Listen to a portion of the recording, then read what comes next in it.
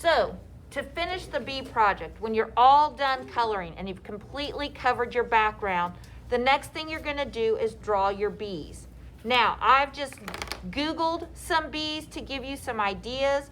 I don't care if they're kind of a cute, fun cartoon bee, or if you wanna try to do a more realistic bee. Your bee needs to fill the paper.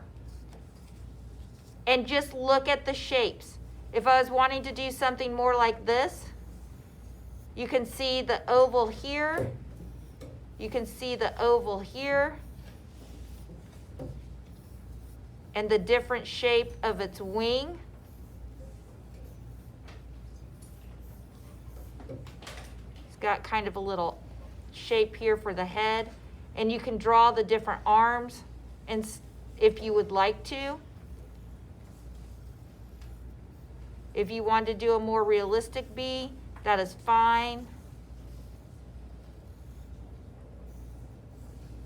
Notice I kind of drew it lightly and then I'm coming back around. I'm probably not going to do the legs on it because if I did the legs, those are pretty hard to cut around, but I am going to give it its antennas.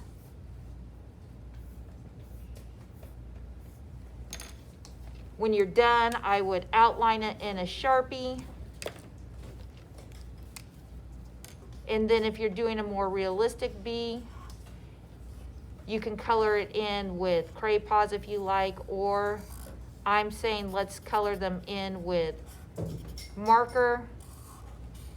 I must say I do like on the realistic bee all the beautiful patterns that you see in the details of their wings.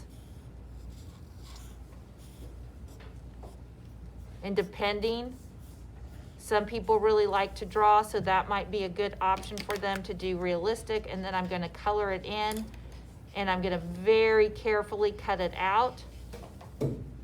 Again, you can color them in with markers or colored pencil. I probably wouldn't use Cray-Pas just so there's a contrast between what you're doing. If you can see, this person did markers. And you can see a contrast between the marker and the Cray-Pas. Doing a cute bee, and if you notice with all of them, my bees fill the page. Maybe you want to do a flying bee. That's fine. Again, you want your stripes. Of course, you can do your cutie eyes if you want. I do think the antennas are what kind of make it super cute, but you do need to be careful when you cut those out. Again, I want to outline it in a Sharpie. And then you can color it in with markers. You can use a little bit of gray to add an accent on your wings.